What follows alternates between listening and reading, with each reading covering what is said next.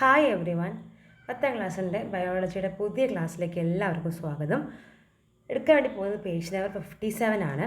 Illustration 2.10 parts of the nervous system, നാഡീ വ്യവസ്ഥയുടെ ഭാഗങ്ങൾ നോക്കാം. Nervous system is divide in two category. They are central nervous system and peripheral nervous system. ഏതൊക്കെയാണ്? കേന്ദ്ര നാഡീ വ്യവസ്ഥ അഥവാ central nervous system, peripheral nervous system അഥവാ പെരിഫറൽ നാഡീ വ്യവസ്ഥ. അപ്പോൾ പ്രധാനമായിട്ടും രണ്ട് കാറ്റഗറിയാണ് നമ്മുടെ നാഡീ വ്യവസ്ഥയ്ക്കുള്ളത്. ഒന്ന് കേന്ദ്ര നാഡീ വ്യവസ്ഥ, ഇംഗ്ലീഷിൽ സെൻട്രൽ നെർവസ് സിസ്റ്റം, മലയാളത്തിൽ പെരിഫറൽ നെർവസ് സിസ്റ്റം, പെരിഫറൽ നാഡീ വ്യവസ്ഥ.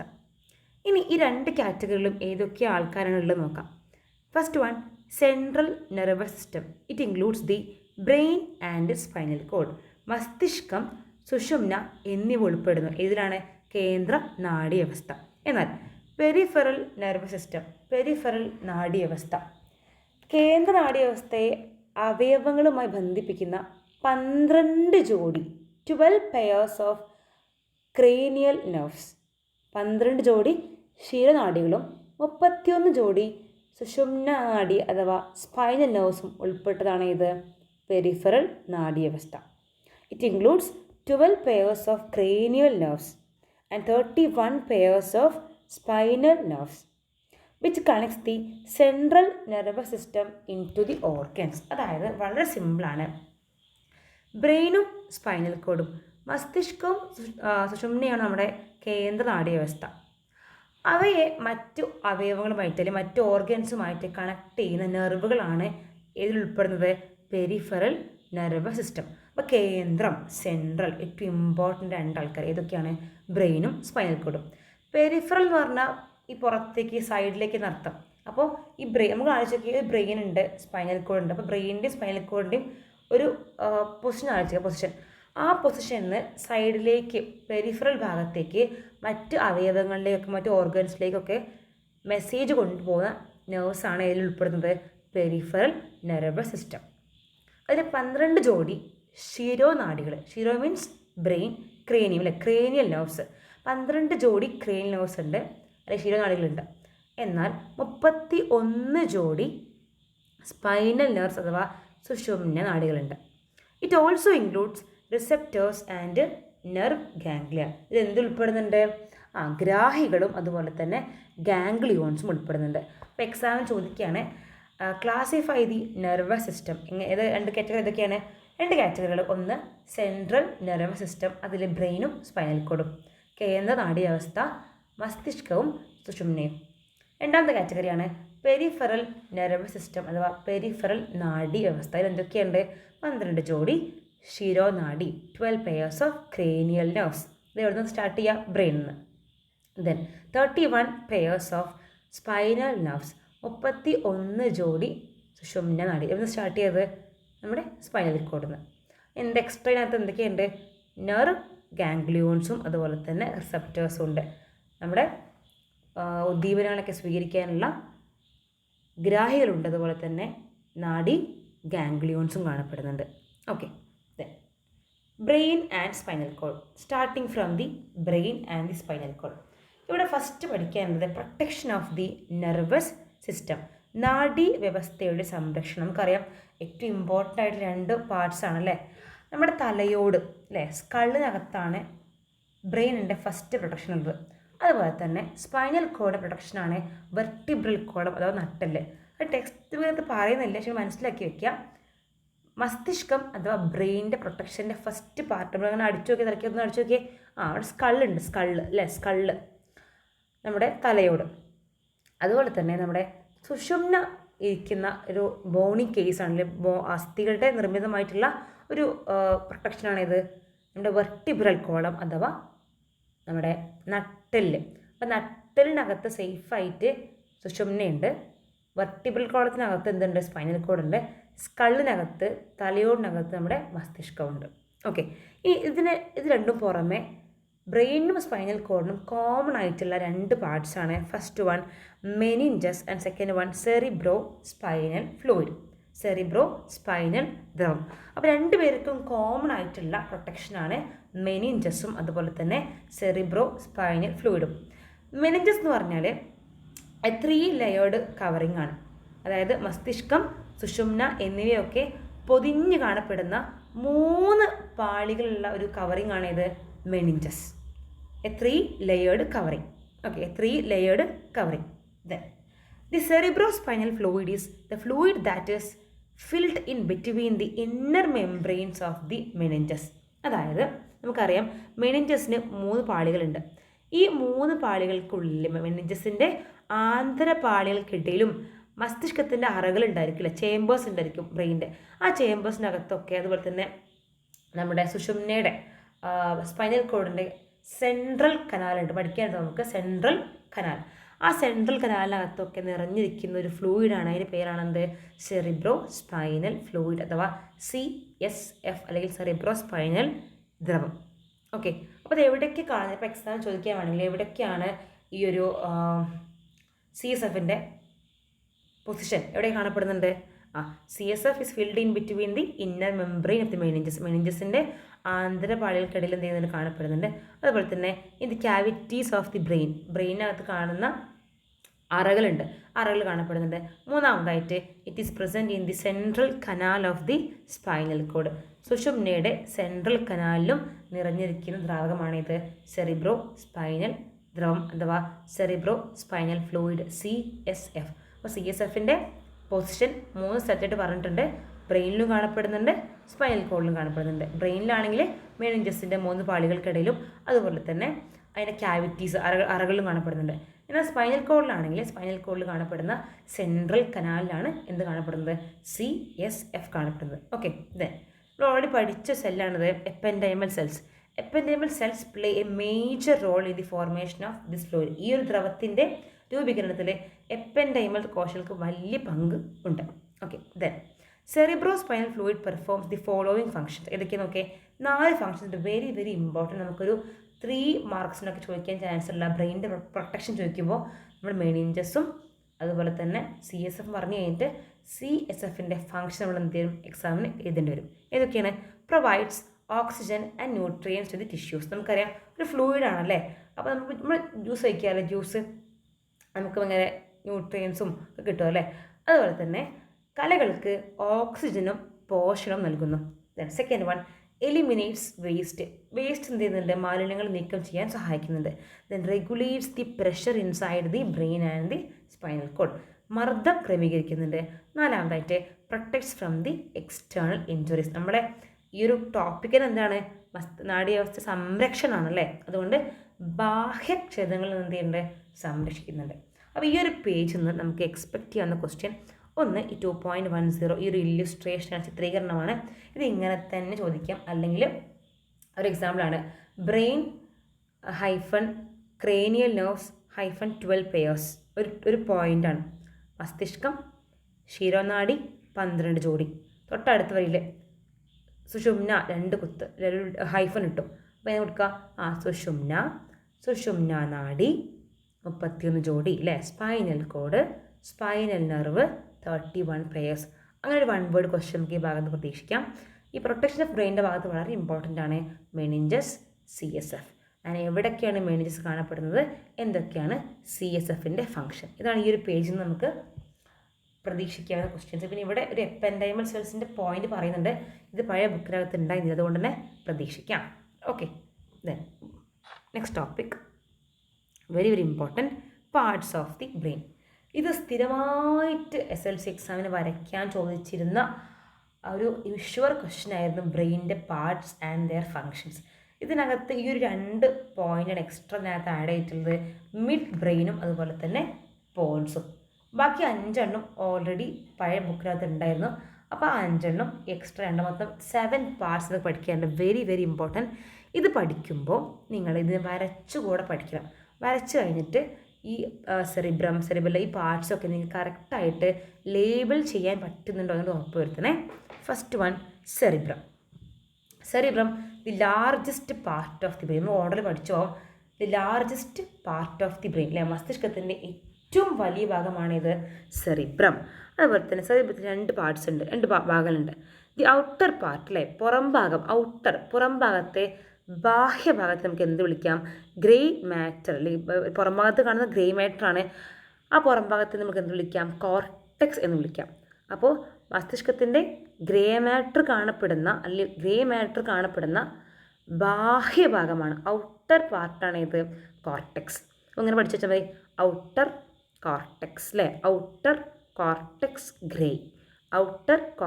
ഗ്രേ, പുറം ഭാഗത്ത് കാണപ്പെടുന്ന ഗ്രേ മാറ്ററിന് കോർട്ടെക്സ് എന്ന് പറയുന്നു. അതുപോലെ തന്നെ the white matter is seen inside, it is called medulla അല്ലെ, ഉൾഭാഗത്തെ ആന്തരഭാഗത്തെ നമുക്ക് എന്ത് വിളിക്കാം? വൈറ്റ് മാറ്റർ അഥവാ മെഡുല്ല എന്ന് വിളിക്കാം. ഓക്കെ, അപ്പോൾ സെറിബ്രത്തിന് 2 പാർട്സ് ഉണ്ട്. ഔട്ടർ കോർട്ടെക്സ് ഗ്രേ മാറ്റർ, ബാഹ്യഭാഗമായിട്ടുള്ള ഗ്രേ മാറ്ററിനെ കോർട്ടെക്സ് എന്ന് വിളിക്കുന്നു. ഇനി ആന്തരഭാഗമായിട്ടുള്ള ഉള്ളിൽ കാണപ്പെടുന്ന മെഡുല്ലയ്ക്ക് നമുക്ക് എന്ത് വിളിക്കാം? ഇന്നർ പാർട്ട് വിളിക്കുന്നു, ഇന്നർ മെഡുല്ല വൈറ്റ് മാറ്റർ. അപ്പോൾ ഇത് പഠിച്ചൊക്കെ എളുപ്പത്തിന് ഔട്ടർ കോർട്ടെക്സ് ഗ്രേ മാറ്റർ, ഒറ്റ ടോപ്പിക്കല്ല, ഔട്ടർ കോർട്ടെക്സ് ഗ്രേ മാറ്ററാണ്. പുറം ഭാഗത്ത് കാണപ്പെടുന്ന കോർട്ടെക്സിൻ്റെത് എന്താണ്? ഗ്രേ മാറ്ററാണ്. ഉള്ളിലാണെങ്കിൽ എന്താണത്? Inner medulla white matter. ബ്രെയിൻ്റെ സെറിബ്രത്തിൻ്റെ അകത്തുള്ള കാര്യമാണ് പറയുന്നത്. Cerebrum has 2 parts. ഏതൊക്കെയാണ്? ഔട്ടർ കോർട്ടെക്സും ഇന്നർ മെഡുല്ലയും. ഔട്ടർ കോർട്ടെക്സ് ഗ്രേ മാറ്ററാണ്, ഇന്നർ മെഡുല്ല വൈറ്റ് മാറ്ററാണ്. Then it plays a major role in the problem solving, പ്രശ്ന പരിഹാരം. ദെൻ പ്ലാനിങ്, ആസൂത്രണം. വോളണ്ടറി മൂവ്മെൻറ്റ്സ് അല്ലേ, ഐച്ഛിക ചലനം. എന്താ വോളണ്ടറി മൂവ്മെൻറ്റ്സ് എന്ന് പറഞ്ഞാൽ? നമ്മുടെ കൺട്രോളിൽ വരുന്ന മൂവ്മെൻറ്റ്സ്, അത് നമുക്ക് വിചാരിക്കാം, നടക്കാം, ഓടാം, ചാടാം, ഇതൊക്കെ എന്താണ്? വോളണ്ടറി മൂവ്മെൻറ്റ്സ് ആണ്. സോ ദാറ്റ് വോളണ്ടറി മൂവ്മെൻറ്റ്സ്, ഐച്ഛിക ചലനം, ഇഷ്ടത്തിനനുസരിച്ച് അല്ലേ, ഐച്ഛികം, വോളണ്ടറി ആയിട്ട് മുന്നോട്ടൊന്ന് സ്വയം ചെയ്യുന്ന കാര്യമാണ് വോളണ്ടറി അല്ലേ. സോ വോളണ്ടറി മൂവ്മെൻറ്റ്സ് പറഞ്ഞാൽ നമുക്ക് കൺട്രോൾ ചെയ്യാൻ പറ്റുന്ന നമ്മുടെ അണ്ടറിലുള്ള മൂവ്മെൻറ്റ്സ് ആണ് വോളണ്ടറി മൂവ്മെൻറ്റ്സ്. ഇതെല്ലാം കൺട്രോൾ ചെയ്യുന്ന എവിടെയാണ്? സെറിബ്രമാണ്. ഓൾസോ കഴിഞ്ഞിട്ടില്ല, centre of memory, intelligence, thinking and imagination. ഓർമ്മ, ബുദ്ധി, ചിന്ത, ഭാവന, ഇവയുടെ ഒക്കെ സെൻറ്റർ എവിടെയാണ്? സെറിബ്രമാണ്. ഓക്കെ, ദെൻ ഇന്ദ്രിയ അനുഭവങ്ങൾ, സെൻസേഷൻസ്. നമുക്കറിയാം വി ഹാവ് 5 സെൻസ് ഓർഗൻസ് അല്ലേ, കണ്ണുണ്ട്, മൂക്കുണ്ട്, നാക്കുണ്ട്. അപ്പോൾ ഈ സെൻസ് ഓർഗൻസിനൊക്കെ ഉണ്ടാവുന്ന സെൻസേഷൻസിനെയൊക്കെ ആദ്യം റിസീവ് ചെയ്യുന്ന എവിടെയാണ്? സെറിബ്രമാണ്. നോക്കാം, മസ്തിഷ്കത്തിലെ ഏറ്റവും വലിയ ഭാഗമാണ്. ഗ്രേ മാറ്റർ കാണപ്പെടുന്ന ബാഹ്യഭാഗം കോർട്ടെക്സ് ആണ്. വൈറ്റ് മാറ്റർ കാണപ്പെടുന്ന ആന്തരഭാഗം മെഡുല്ലയാണ്. ഓക്കെ, ദെൻ ആസൂത്രണം, പ്രശ്നപരിഹാരം, ഐച്ഛിക ചലനം, അതുപോലെ തന്നെ ഇത് പങ്ക് വഹിക്കുന്നുണ്ട്. ഓർമ്മ, ബുദ്ധി, ചിന്ത, ഭാവന എന്നിവയുടെ കേന്ദ്രമാണ്. പിന്നെ ഇന്ദ്രിയ അനുഭവങ്ങൾ, സെൻസേഷൻസിന് കാരണമാകുന്നുണ്ട്. Next moving to second largest part of the brain. ഇത് ഓരോ ടോപ്പിക് പറയുമ്പോഴും അതിൻ്റെ പൊസിഷൻ എന്ത് ചെയ്യണം? നോക്കി വെക്കണം. Seen behind and below the cerebrum, സെറിബ്രത്തിൻ്റെ താഴെയും പിന്നിലായിട്ടുമാണ് സെക്കൻഡ് ലാർജസ്റ്റ് പാർട്ടായിട്ടുള്ള സെറിബെല്ലം കാണപ്പെടുന്നത്. It helps to maintain the equilibrium of the body by coordinating the muscular activities. നമുക്കറിയാം, നമുക്കൊരു ബാലൻസ് ഉണ്ടല്ലോ, ബാലൻസ്, നമ്മുടെയൊക്കെ ബാലൻസിനെ കൺട്രോൾ ചെയ്യുന്ന പാർട്ടാണ് സെറിബെല്ലം. മസ്തിഷ്കത്തിലെ 2ാമത്തെ വലിയ ഭാഗമാണ്. സെറിബ്രത്തിന് പിന്നിൽ താഴെയായിട്ട് കാണപ്പെടുന്നു. പേശി പ്രവർത്തനങ്ങളൊക്കെ ഏകോപിച്ചിട്ട് കോർഡിനേറ്റ് ചെയ്തിട്ട് ശരീര തുലനനില കൈവരിക്കാൻ സഹായിക്കുന്നുണ്ട്. മസ്തിഷ്കത്തിലെ 2ാമത്തെ വലിയ ഭാഗം സെറിബ്രത്തിന് പിന്നിൽ താഴെ കാണപ്പെടുന്നുണ്ട്. പേശി പ്രവർത്തനങ്ങളെ ഏകോപിപ്പിച്ച് ശരീര തുലനനില, ബോഡി ബാലൻസ് മെയിൻറ്റെയിൻ ചെയ്യാൻ സഹായിക്കുന്നുണ്ട്.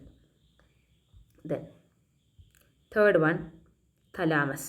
Scene in the inner part of the brain, ബ്രെയിനിൻ്റെ ഏറ്റവും അകത്തളത്തിൽ കാണപ്പെടുന്ന പാർട്ടാണ് thalamus. Act as a relay station of messages to and from the cerebrum. നമുക്കറിയാം, നമുക്ക് ചെക്ക് പോസ്റ്റുകൾ ഉണ്ടാവില്ല, ചെക്ക് പോസ്റ്റുകൾ, അതായത് ആ ചെക്ക് പോസ്റ്റിൻ്റെ ഗേറ്റ് കടത്തി വിടാൻ നോക്കുന്ന ആൾക്കാരുണ്ടാവും.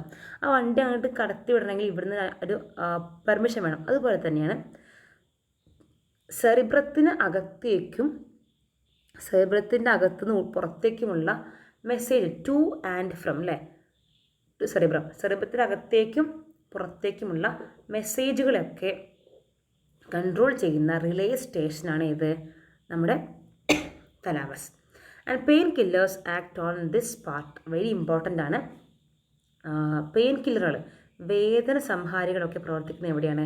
തലാമസിലാണ്. കാരണം നമ്മൾ ആ വേദന സംഹാരി കഴിച്ചു കഴിഞ്ഞാൽ നമുക്ക് പിന്നെ ആ വേദനയുടെ ഇമ്പൾസ്, വേദനയുടെ ഉദ്ദീപനം എന്ത് ചെയ്യുന്നില്ല? തലാമസ് കടത്തി വിടുന്നില്ല. അതുപോലെ തന്നെയാണ് സെറിബെല്ലത്തിൻ്റെ കേസിൽ നമ്മൾ ആൽക്കഹോൾ അല്ലെ, മദ്യപാനം എഫക്റ്റ് ചെയ്യുന്ന ബ്രെയിൻ്റെ പാർട്ട് ചോദിച്ചാൽ ഏതാണ്? സെറിബെല്ലമാണ്. അതുകൊണ്ട് നമുക്ക് എന്ത് ചെയ്യാൻ പറ്റുന്നത്? ബോഡി ബാലൻസ് നഷ്ടപ്പെടുന്നത് കേട്ടോ. തലാമസ് മസ്തിഷ്കത്തിൻ്റെ ആന്തരഭാഗത്ത് കാണപ്പെടുന്നു. സെറിബ്രത്തിലേക്കും സെറിബ്രത്തിൽ നിന്നുമുള്ള സന്ദേശങ്ങളുടെ പുനഃപ്രസരണ കേന്ദ്രം, റിലേ സ്റ്റേഷൻ. നമുക്ക് സ്പോർട്സിൽ കളിക്കാറില്ല റിലേ. ഒരാൾ മെസ്സേജ് കൊണ്ടുവരുന്നു, അടുത്ത കൊടുക്കുന്നു, അയാൾ പിന്നെ ഓടുന്നു, അടുത്ത കൊടുക്കുന്നു. റിലേ സ്റ്റേഷനാണ്. വേദന സംഹാരികൾ പ്രവർത്തിക്കുന്നത് ഈ ഭാഗത്താണ്. Okay, then next part is hypothalamus. വളരെ സിമ്പിളാണ്. ഹൈപ്പോതലാമസ് നമുക്ക് ഇനി വീണ്ടും പഠിക്കാനുണ്ട്. Helps in maintaining the homeostasis by regulating the body temperature, hunger, thirst and emotions. നമ്മുടെ ബോഡിക്ക് അകത്തുള്ള ഇക്വിലിബ്രിയമാണ് ഹോമിയോസ്റ്റാസിസ്, ആന്തര സമസ്ഥിതി പാലനം. ബോഡിക്ക് പുറത്തുള്ളതാണെന്ത്? നമ്മൾ നടക്കുമ്പോഴൊക്കെ നമ്മൾ ബാലൻസ്. ബോഡിക്ക് അകത്തുള്ള മെറ്റീരിയൽസിൻ്റെ ഒക്കെ കാലിൽ കൺട്രോൾ ചെയ്തിട്ട് ബോഡിക്കകത്തുള്ള ഹോമിയോസ്റ്റാസിസ് മെയിൻറ്റെയിൻ ചെയ്യാൻ സഹായിക്കുന്ന, ആന്തര സമസ്ഥിതി പരിപാലനത്തെ സഹായിക്കുന്ന ഒരു പാർട്ടാണ് ഹൈപ്പോതലാമസ്. ഇതെങ്ങനെയൊക്കെയാണ്? By regulating the body temperature, hunger, thirst and emotions. Hypothalamus എന്തൊക്കെ നോക്കിയേ? എന്തൊക്കെ വെച്ചാൽ കൺട്രോൾ ചെയ്യുന്നത്? ശരീര ഊഷ്മാവ്, ടെമ്പറേച്ചർ, വിശപ്പ്, ഹങ്കർ, ദാഹം, തേഴ്സ്റ്റ്, ഇമോഷൻസ്, വികാരങ്ങൾ, ഇതിനെയൊക്കെ നിയന്ത്രിക്കാൻ സഹായിക്കുന്ന ബോഡി പാർട്ടാണ്, ബ്രെയിൻ്റെ പാർട്ടാണ് ഹൈപ്പോതലാമസ്. ഇനി ഈ 4 ഉൾപ്പെടാത്ത വേറെ 3 പാർട്സ് ഉണ്ട്. That is mid brain, pons and medulla oblongata. First one, mid brain. കാഴ്ച, കേൾവി എന്നിവ ബന്ധപ്പെട്ട് സന്ദേശങ്ങൾ വിലയിരുത്തുന്ന ആരാണ്? മിഡ് ബ്രെയിൻ ആണ്.